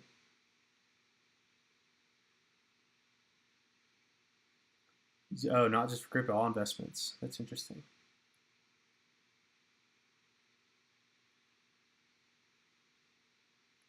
I want to sell a bag of 600,000 HEX later. I could lend it out if possible. Yeah, I mean, that maybe that's part of what Richard was talking about yesterday with like enabling people to short HEX. Borrowing HEX. That's part of shorting. That's how you would short it. How funny would that be if the OA turned into just like a market maker for the shorting market? Where the OA just lent out its HEX to shorts, and then that I don't know if that'd be good. I don't know what that would turn into, but it'd probably just wreck all the shorters. Because like, why would you short something that people are buying, at whatever price? Why would you short something that people are willing to buy at a high price because they can make up for buying at a high price by staking for 15 years? Like, why would you short that? It's dangerous. It's stupid. Let's see. So they're in chat. They're talking about like Puerto Rico. What's going on there? Portugal. All right. Let's see. I'm gonna scroll down and see.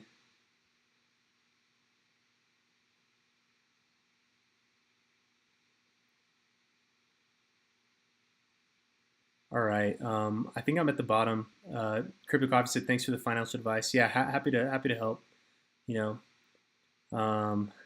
Yeah, thanks for everyone for joining and all the vibrant conversation. And if you haven't already, please like and subscribe.